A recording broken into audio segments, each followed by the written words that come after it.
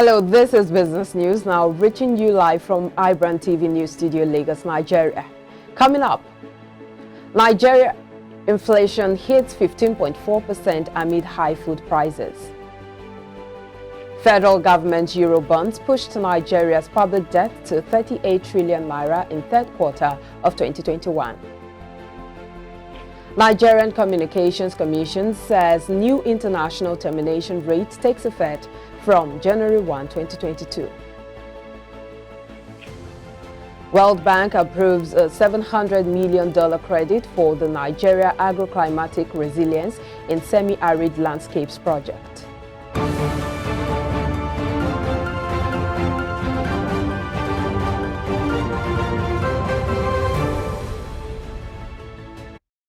Glad to have you join us. Here are the business stories making headlines at this hour. I am Omobolanli Adeshui. Nigeria has submitted a draft resolution to the United Nations Convention Against Corruption on the use of beneficial ownership information and data disclosure to identify, track, recover, and return assets looted or stolen from developing countries. A statement issued in Abuja by the Deputy Director, Head Communications and Advocacy, Nigeria Extractive Industry Transparency Initiative, Obiageli Onuora, said Malami informed the UN Convention that Nigeria had put in place institutional structures and legislations to protect its resources. Attorney General of the Federation and Minister of Justice, Abubakar Malami, announced this while addressing the 9th session of Conference of State Parties in Progress in Sharm el-Sheikh, Egypt. He explained that the draft resolution was submitted jointly with the support and partnership of 5 other developing countries, namely Kenya, Pakistan, Peru, and Saudi Arabia. The minister conveyed Nigeria's appeal to the Conference of State Parties of the UN Convention Against Corruption to consider the draft resolution on its merit, its views of its strategic importance in recovering looted assets from developing countries. And Nigeria's inflation rate fell for the 8th consecutive month in November to 15.4% from 15.99% recorded a month earlier, amid a continuing increase in food prices. The National Bureau of Statistics, NBS, said on Wednesday the prices of goods and services measured by the Consumer Price Index increased by 15.4% year-on-year in November 2021. This is 0.51 percentage points higher than the rate recorded in November 2020, 14.89%. On a month-on-month basis, the headline index increased by 1.08% in November 2021. This is 0.1% higher than the rate recorded in October 2021, 0.98%. The Bureau said the composite food index rose by 17.21% in November 2021 compared to 18.3% in November 2020. According to the NBS, this rise in the food index was caused by increases in prices of bread and cereals, fish, food products, potatoes, yam and other tubers, oil and fat, milk, cheese and eggs, and coffee, tea and cocoa. The World Bank has approved a $700 million credit from the International Development Association for the Nigeria Agroclimatic Resilience and Semi-Arid Landscapes project. The bank disclosed this on Thursday in a statement by the Senior External Affairs Officer for Nigeria, Mansur Nasir. According to him, the project will increase the implementation of sustainable landscape management practices in northern Nigeria and strengthen the country's long-term enabling environment for integrated climate-resilient landscape management. It noted that the productivity of major crops in Nigeria had been steadily declining over the past 2 decades, partly due to climate change, despite efforts by the federal government to combat desertification. State governors are making moves to review the federal government's proposed privatization of 10 power generating plants under the National Integrated Power Project.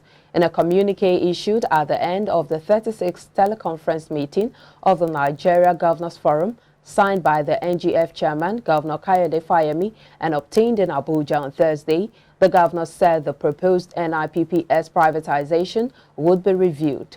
Describing the 10 NIPP plants, under the management of the Niger Delta Power Holding Company of Nigeria as critical national asset. The governor said they had resolved to assess the plan to privatize the facilities. State government owned 53% share of the NIPPS, while the federal government owns the remaining 47%. And to ensure the safety of waterways and smooth movement in the sea, the Ministry of Transportation yesterday inaugurated newly acquired vessels of the National Inland Waterways Authority, NIWA, in Port Harcourt, Rivers State. Speaking at the inauguration, the Minister of State for Transportation, Senator Gbemisola Saraki, urged NIWA to ensure it harnesses the great maritime potential properly, saying a country such as Nigeria, with over 10,000 kilometers inland waterways, is a blessed country. Represented by the Managing Director of NIWA, Dr. George Mogalu, Saraki stressed that the vessels and other launched boats would aid in the security of waterways. She noted that the inland waterway is verifiable and the cheapest, safest mode of transportation, which equally plays a critical role in multimodal transportation. The Executive Director, Nigerian Export Promotion Council, NEPC, Ezra Yakusak, has stated that 36 small and medium enterprises, SMEs exporters, had been certified further to enhance the country's non-oil export.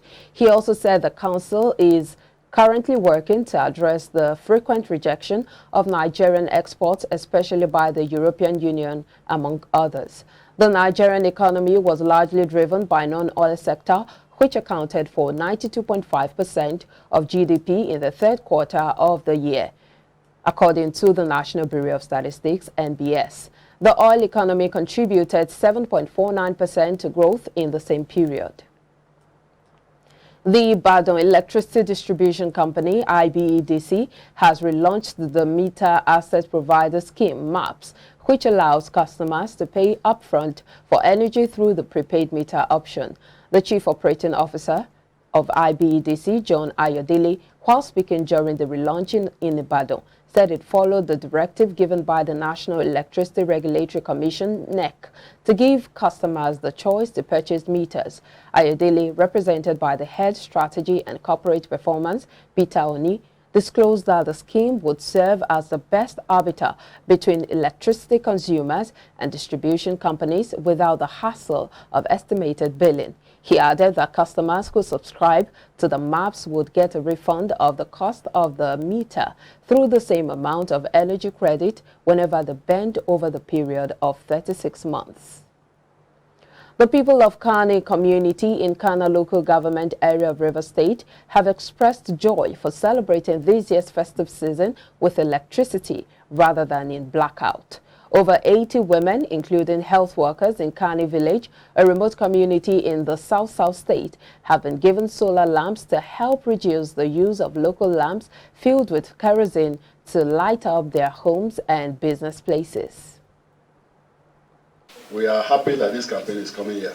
That we are informed means that we are not deformed. Because any place that there is no information means there is deformation. And ignorance is not an excuse for death. And so I advise all of us to ensure that we follow COVID-19 protocols and take our jabs. We're using this program to sensitize women, nurses and traders in the community of Kani about the COVID-19 vaccine, to encourage them against the myth, the misunderstanding they had before concerning the COVID vaccine. Today they are all here to embrace and to take the COVID-19 vaccine.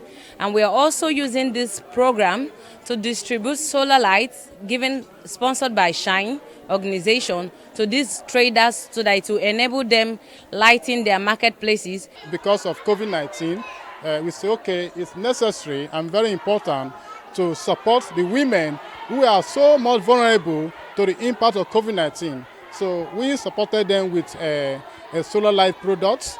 First of all, we installed the solar lights in the health center of the community, Kani community. I think what happened is that it creates it promotes access to health facility. and that is one of our priority, that we upgrade the health center with solar lighting system. Today is a remarkable day in my life and in the life of the trader in our markets as Kani too. Because they have taught me how to use it. And this light, it will bring more joy in my life, in the life of my family, and in the life of the market people. As I will carry this light to the market, all people will jubilate and are happy. And this light will bring joy and breakthrough in our life. I'm very grateful to see light there. 2008 precisely, if I'm not mistaken, there has never been anything like light, and it's become so difficult for us. Apart from the solar system that they normally bring to preserve our vaccine, now that there is light, I love it. The Nigerian Communications Commission, NCC, has set $0.045 as the new international termination rate, which takes effect from January 1, 2022. ITR is the rate paid to local operators by international operators to terminate calls in Nigeria. The NCC had informed in June of the plan to introduce a new price after it must have conducted a cost-based study on the new determination. NCC, in a document released yesterday titled Determination of Mobile Voice International Termination Rate, issued by the Nigerian Communications Commission on the 25th day of November 2021, said the current regime of interconnection rate was sustained by the Commission's mobile voice termination rate issued on June 1, 2018. According to NCC, the ITR of 24 Naira 40 kobo determined in 2016 will continue to apply until a new determination is made. The Debt Management Office, DMO, has said that Nigeria's public debt hit 38.05 trillion naira in the third quarter of 2021 due to the issue of Eurobonds. This is according to a press release titled, quote, DMO publishes total public debt for third quarter 2021, end of quote. The $4 billion Eurobond issued by the government in September 2021 accounted for the majority of the increase of 2.5 trillion naira compared to the similar amount of 35.4 trillion naira at the end of the second quarter of 2021. According to the DMO, Eurobonds have benefited the economy by raising Nigeria's external reserves, consequently sustaining the naira exchange rate and providing critical funds for the federal government to finance various projects in the budget. The report indicated that the increase of 2.5 trillion naira when compared to the corresponding figure of 35.4 trillion naira at the end of the second quarter of 2021 was largely accounted for by the US $4 billion Eurobonds issued by the government in September 2021. And the Federal Ministry of Finance, Budget and National Planning has called for the stripping of the Nigeria Customs Service of the responsibility of revenue collection. According to the ministry, the responsibility should be transferred to the Federal Inland Revenue Service. Stakeholders in the sector opposed the passage of the Customs and Excise Management Amendment Bill, saying several provisions in it were draconian and against global best practices. The Permanent Secretary of the Ministry, Aliyu Ahmed, was quoted as saying at a public hearing that there was the need to unify revenue collection to enable customs to concentrate on its responsibility of trade facilitation. Still to come, UK has signed a free trade deal with Australia. Details and more update after this commercial break. Please stay with us.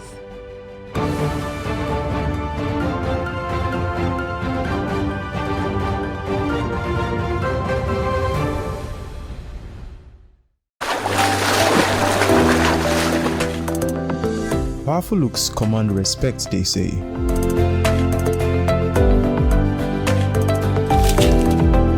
The perfect body, the perfect grooming, and ultimately the perfect skin. Looks, style, and grooming makes the ultimate man.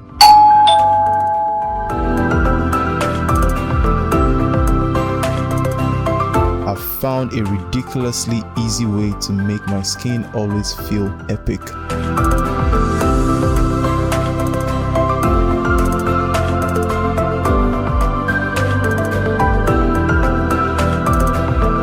My name is Neo. I found Blemiviv, and now my skin finally makes sense.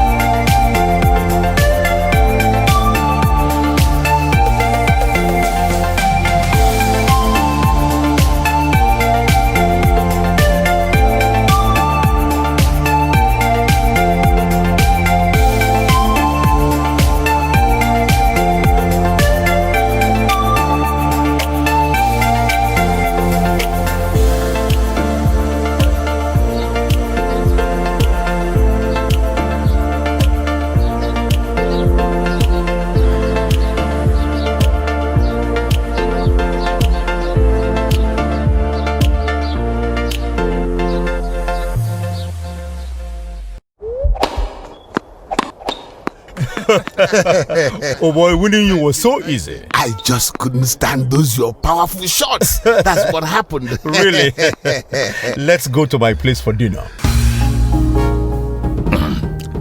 This fufu is so nice. It's through unripe plantain flour. True unripe plantain flour is delicious. Yes, true unripe plantain flour is what I serve my husband for swallows. It's easy to prepare, fortified with vitamin A, low in sugar and cholesterol, rich in fiber that helps the heart, builds and strengthens the bone, and his energy level is boosted. Through unripe plantain flour, no additives, 100% natural, a product of Pali Agro Products Nigeria. Through unripe plantain flour, available in all leading stores nationwide.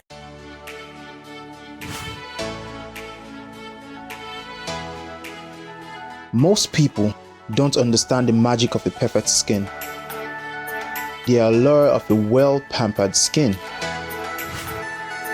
We bounce from skincare products to skincare products, from spa to spa.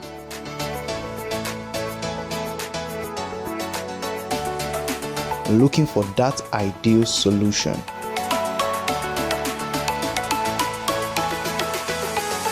I found the solution.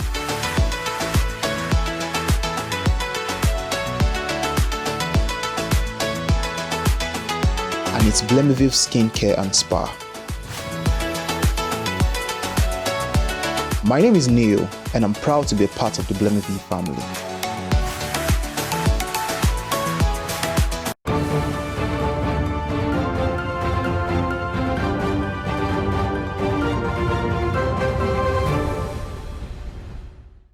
Thank you for joining us again. Now for business stories from the African scene. The government has secured $103 million from the World Bank for the rehabilitation and reclamation of abandoned mine sites and degraded forest areas across the country. Dr. Henry Kwabena Kokofu, Executive Director of the Environmental Protection Agency, stated this when he appeared before the Public Accounts Committee of Parliament to respond to queries raised in the 2020 Auditor General's report on the EPA. Dr. Kokofu also explained that the EPA had devised a strategy to ensure that all small-scale mining companies in operation would be made to post a reclamation bond before their licenses were validated. And Zimbabwe has been hit by a huge exodus of health professionals amid the COVID-19 pandemic, with more than 2,200 leaving to take jobs in the US, UK, Australia, and neighboring states, according to the Government Health Service Board. This is more than double the number of doctors, nurses, and pharmacists who left last year, and 3 times the number that left in 2019. Despite repeated government promises to improve wages, they remain low. An average worker in the public sector takes home less than $200 a month, while in the UK, which relaxed the visa restrictions for health workers in 2020, they can earn 10 times as much. Officials say the exodus has affected an already fragile health system, which suffers from a lack of medical equipment and medicines. And from the international scene, the UK has signed a free trade deal with Australia, which it says will benefit consumers and businesses. It is described as the first post-Brexit deal negotiated from scratch and no rollover from trade terms that the UK enjoyed while in the EU. The government estimated it would unlock 10.4 billion euros of additional trade while ending tariffs on all UK exports. However, some UK farmers have expressed concern that they could be undercut by cheap imports. And still from the foreign scene, Turkey has cut interest rates again despite red-hot inflation and a worsening currency crisis. Its central bank cut borrowing costs for the fourth straight month amid continued pressure from President Recep Tayyip Erdogan. The lira fell as much as 5.7% to a record low following the decision. The president also announced a 50% hike in the country's minimum wage of 4,250 lira per month in a bid to offset the impact of rising prices. He believes pushing interest rate lower will help alleviate red-hot inflation. It is a view that runs contrary to conventional economic theory. Up next now is entertainment business.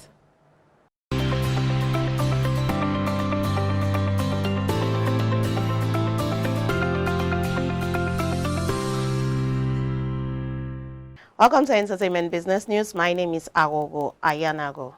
UTA is acquiring the media, entertainment and technology strategic advisory firm MediaLink with its founder and CEO Michael Kassan set to become a partner at UTA.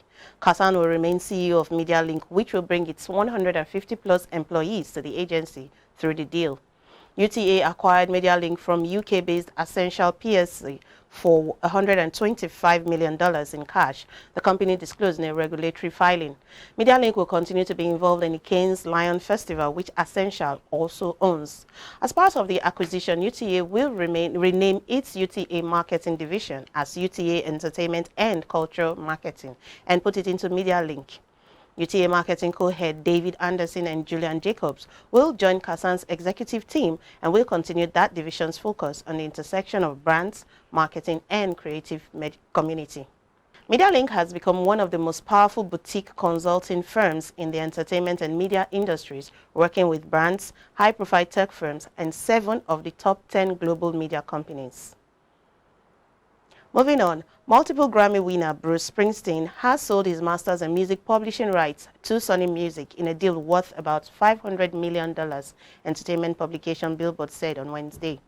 The sale will give Sony ownership of the rock music legend's entire catalog, including 15 times platinum album Born in the USA and 5 times platinum The River. It is the latest in a string of catalog deals over the past year or so that includes the music of David Bowie, Bob Dylan, Paul Simon, Stevie Nicks, Neil Young, and Carol Bayer-Sager.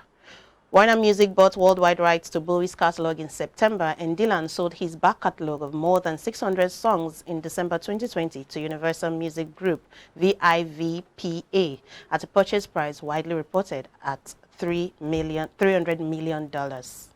That's all we have for you on Entertainment Business. My name is Agogo Ayanago.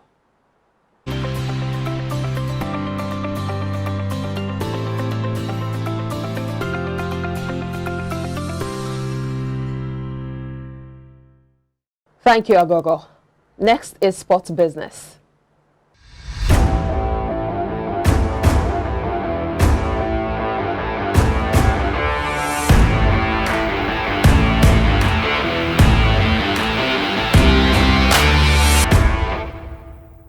On sports business at this hour, NBA legend Michael Jordan and his son Jeffrey have launched an holding company, Air Incorporation, and secured a $10 million seed funding round. Led by Thrive Capital, the round will help build the company's first product, a sports-focused Web 3.0 platform, also called Hair, that allows athletes to connect with their fans. Members have an opportunity to gain access to hurdles by purchasing a hurdle membership non-fungible token that will unlock an exclusive experience with their favorite sports stars and take part in the $7 billion NFT market. Each huddle will have a certain membership capacity, so once that limit is reached, additional fans can only join if an original membership is resold. Membership values correlate directly with an athlete's popularity, and each athlete will receive a percentage of all transactions on the platform. Jeffrey Jordan will lead the company alongside Jaron Smith and Daniel George, while Michael Jordan will serve as an advisor. Chicago Bulls player Lonzo Ball, blockchain platform Solana, entrepreneur and investor Alexis Ohanian, and New York Knicks executive vice president and senior basketball advisor William Wesley all participated in the round. The platform is slated to launch next year using the Solana blockchain. And still talking sports business, NFL Commissioner Roger Goodell has disclosed that a sale of a stake in its media properties is coming but could take months to complete. The NFL is still planning to sell a stake in its media properties, but the deal may not come together until after the Super Bowl. The NFL hired Goldman Sachs to seek out investment partners for NFL Red Zone, NFL.com, and NFL Network. Amazon is reportedly in the lead for a deal for up to 49% of the 3 properties. Amazon is also interested in the out-of-market NFL Sunday ticket package, which could fetch $2 billion to $3 billion per season in a deal that could include a stake in NFL media. Part of the delay in finalizing a deal is due to numerous potential permutations of properties and potential investors. And that's it on Sports Business. I'm Samson Oleide.